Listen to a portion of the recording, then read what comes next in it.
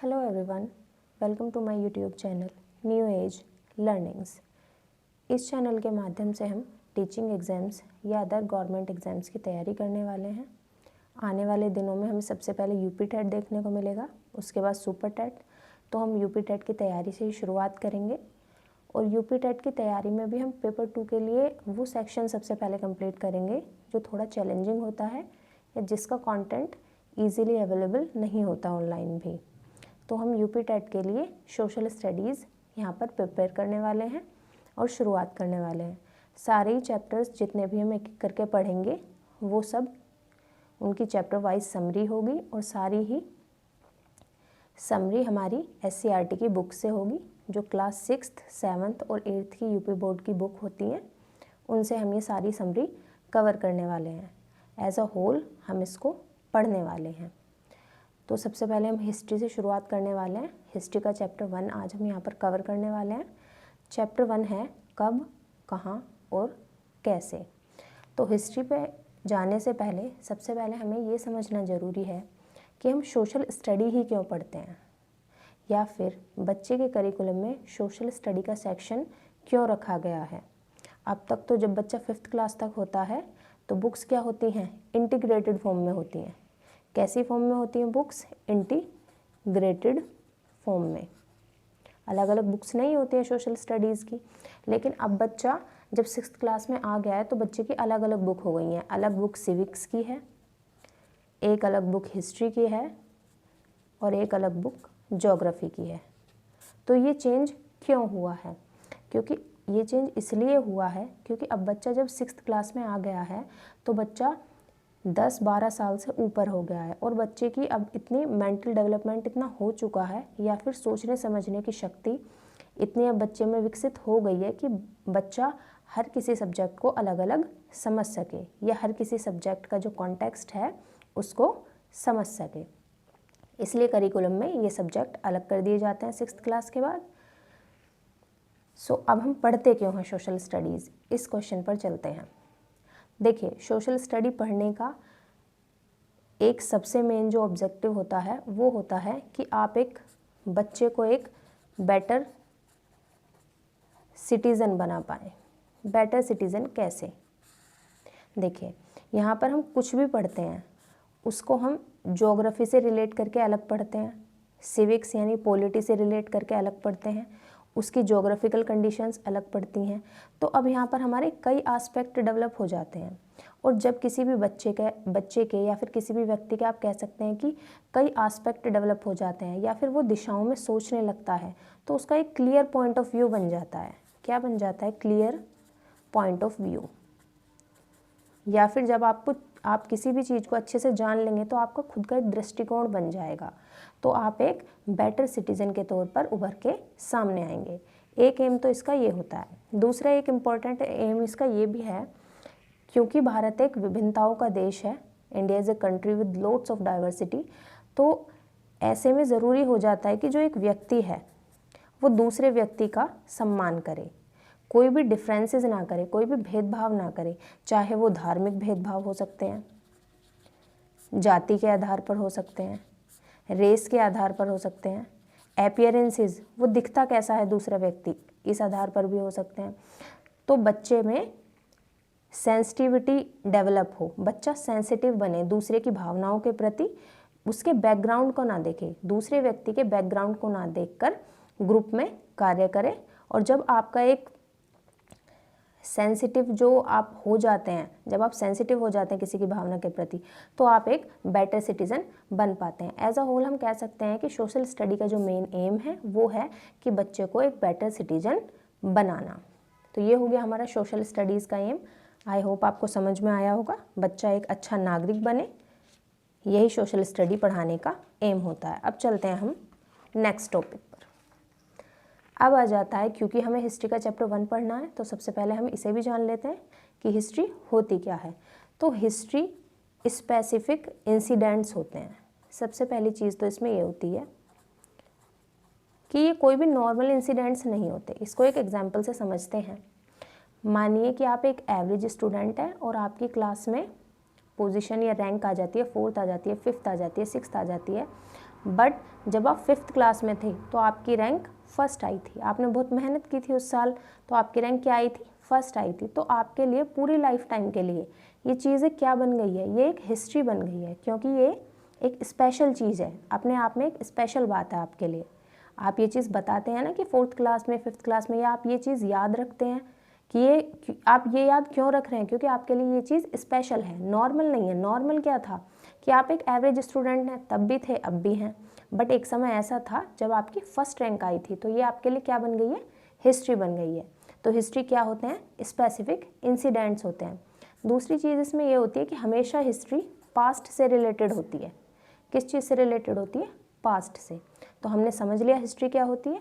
Special जो चीज़ें होती हैं, स्पेशल जो बातें होती हैं, कुछ अलग रखने वाली जो चीज़ें होती हैं, इंसिडेंट्स होते हैं, वो हिस्ट्री होती है, और हिस्ट्री हमेशा पास्ट से रिलेटेड होती है।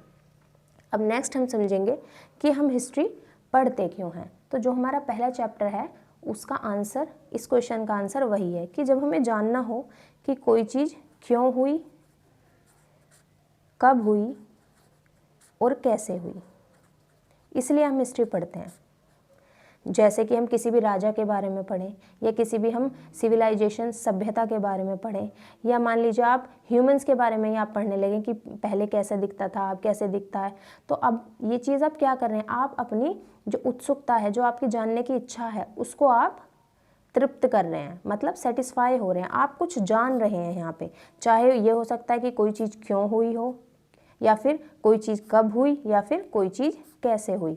तो जब हमारे मन में ये क्वेश्चंस आते हैं तब हम उन्हें हिस्ट्री में पढ़ लेते हैं और हम अपने आप को सेटिस्फाई कर लेते हैं। तो ये कारण हुआ कि हम हिस्ट्री क्यों पढ़ते हैं। जब हमें पास्ट के बारे में कोई भी चीज़ जाननी हो तो हम हिस्ट्री पढ़ते हैं। अब चलते हैं नेक्स्ट पॉइंट पर,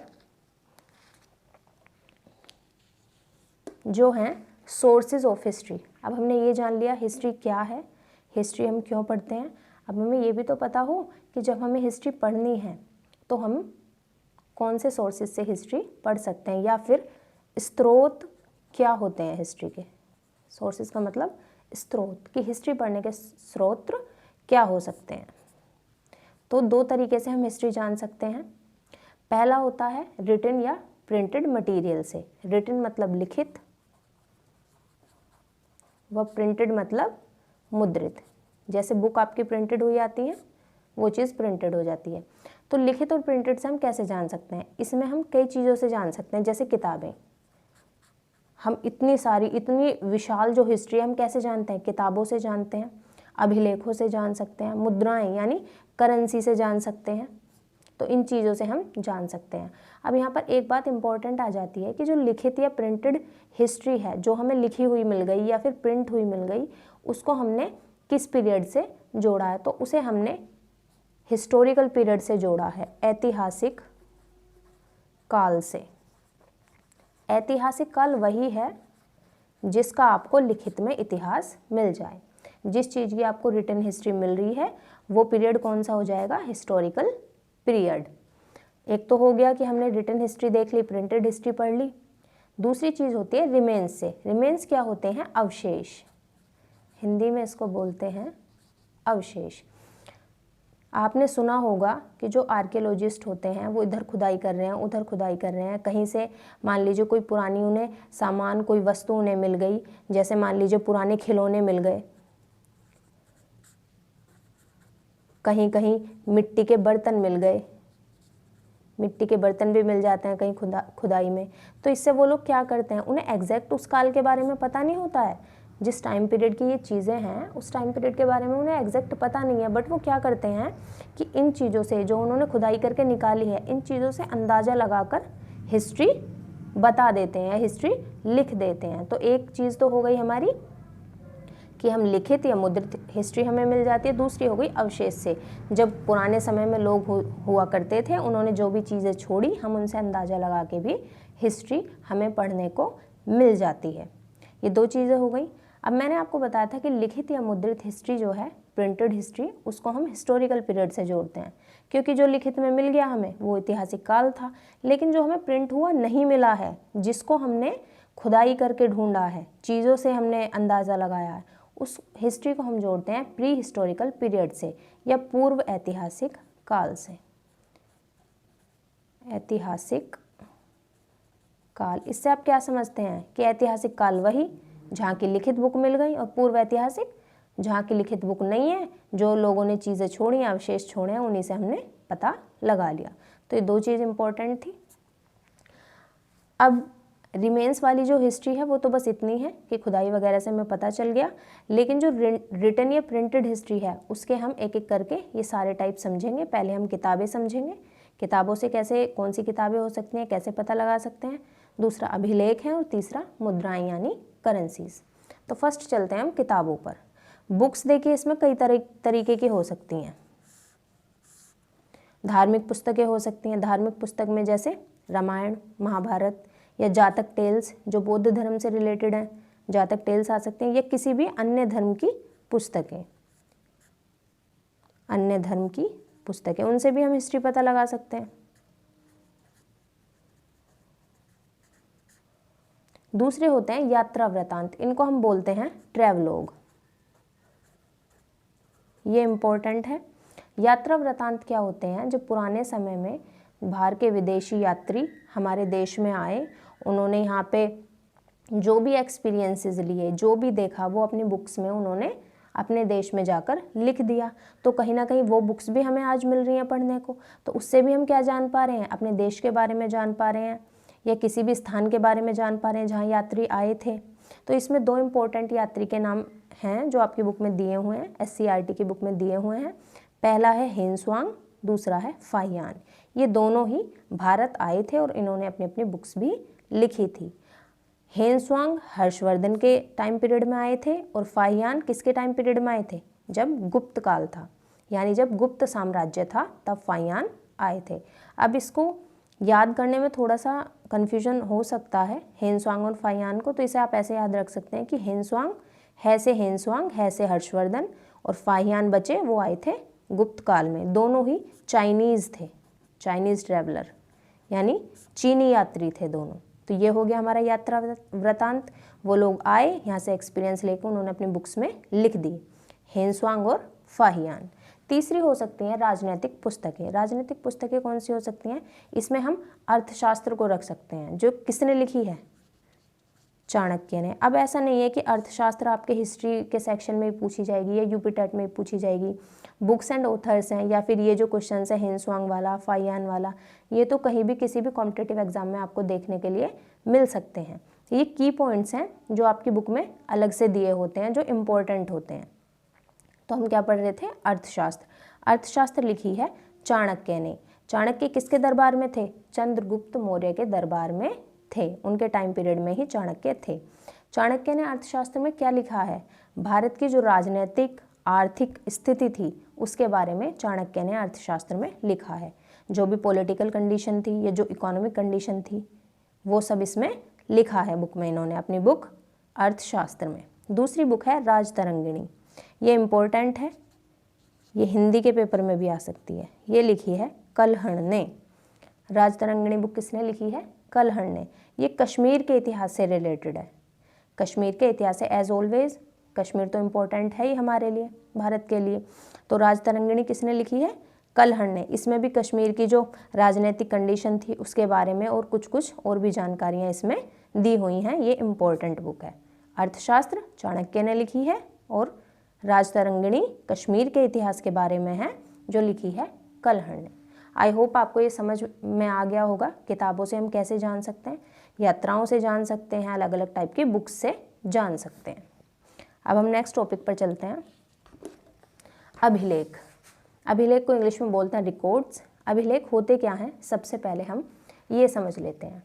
किसी भी कठोर धातु या पत्थर पर लिखा गया लेख, ये क्या होते हैं, या तो किसी भी मेटल पर, जो हार्ड मेटल है उस पर लिखे हुए लेख हो सकते हैं, या फिर किसी भी पत्थर पर। पत्थर तो ऑब्वियसली कठोर होता ही है, पत्थर पर लिखे हुए लेख हो सकते हैं। इसमें हम एग्जाम्पल देखें तो हो सकता है शिलालेख, शिलालेख। दूसरा हो सकता है स्तंभ लेख।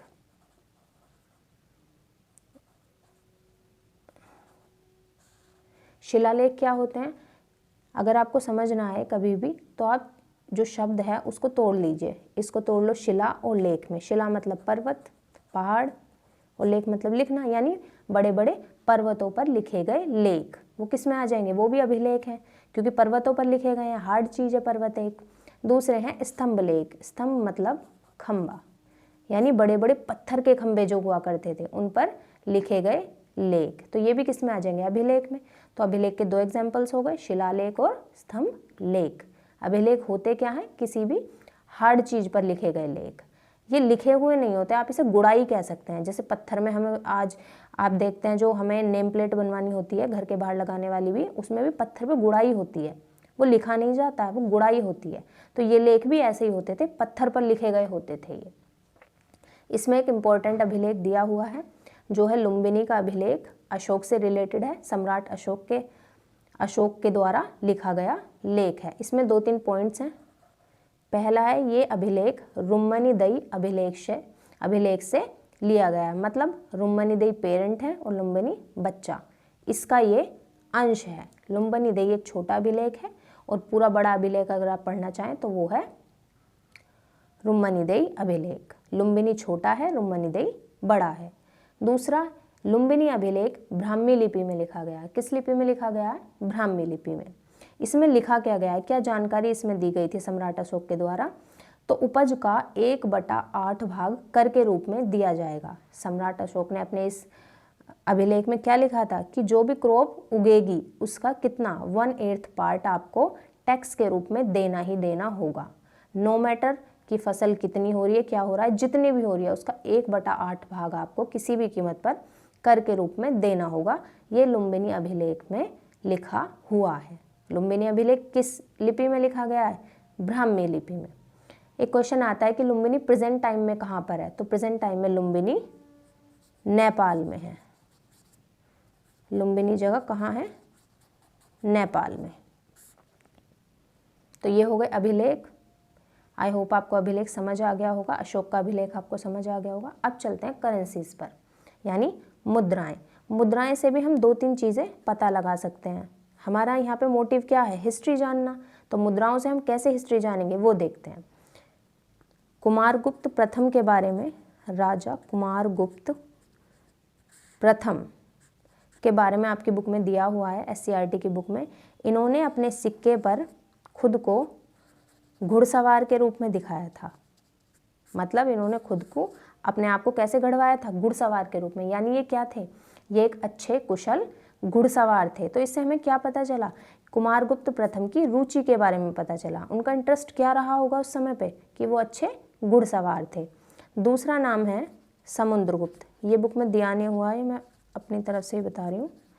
समुद्रगुप्त, इन्होंने अपने सिक्के पर वीणा दर्शाई थी। इससे क्या पता चलता है, वीणा से हम क्या अंदाजा लगा सकते हैं कि जो समुद्रगुप्त थे, राजा समुद्रगुप्त जो थे, वो किस चीज़ के शौकीन थे, म्यूज़िक के शौकीन थे, या फिर उन्हें संगीत से प्यार था, संगीत प्रेमी थे।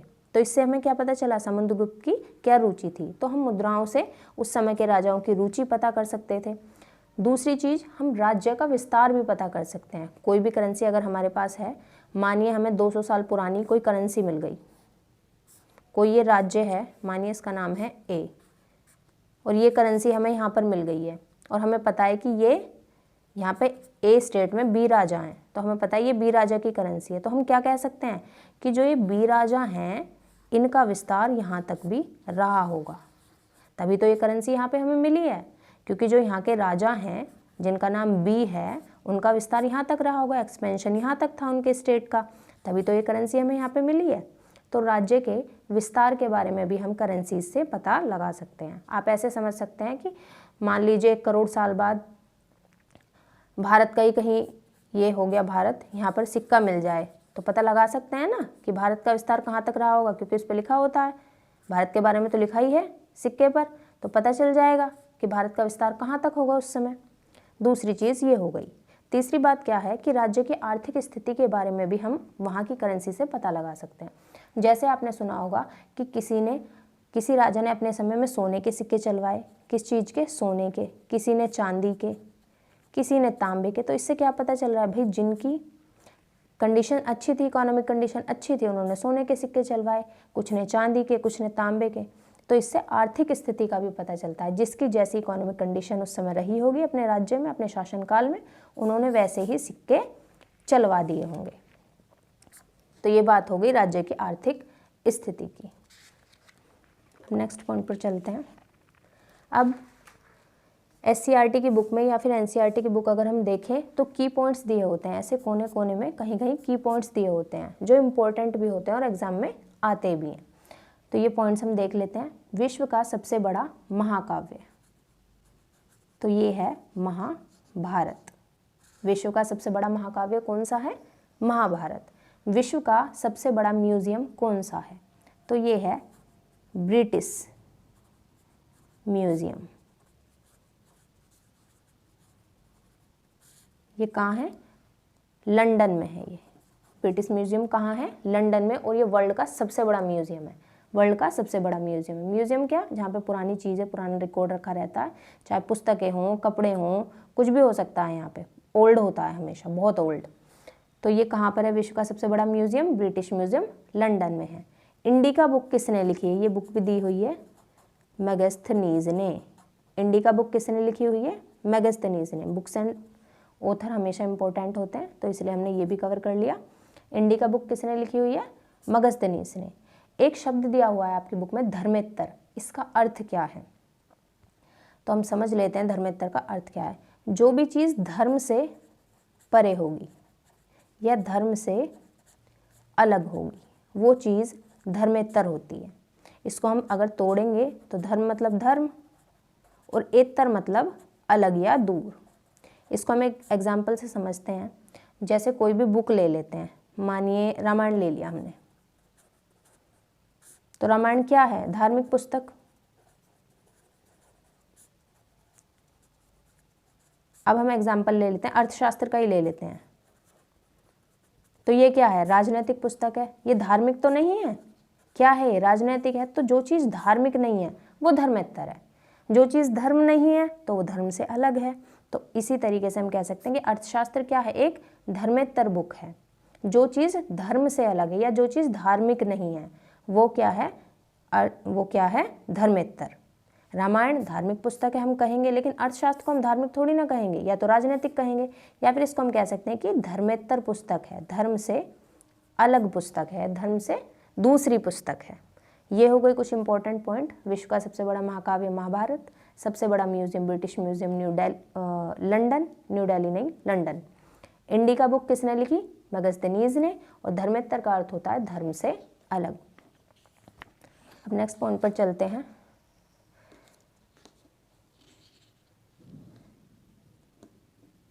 कुछ क्वेश्चंस हैं यहाँ पे,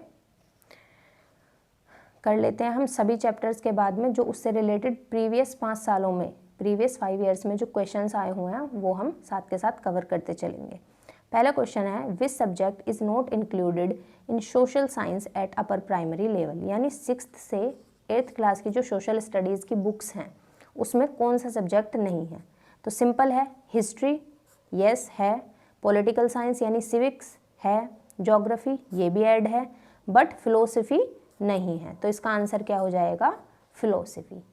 ये तो सिंपल क्वेश्चन ही है, हिस्ट्री सिविक्स ज्योग्राफी होते हैं, फिलोसफी नहीं होता है, तो इसका आंसर हो जाएगा फिलोसफी, क्योंकि इन्होंने पूछा है कौन सा सब्जेक्ट इंक्लूड नहीं है। 2018 में ये आया हुआ क्वेश्चन है। सेकंड है, aim of social study teaching is?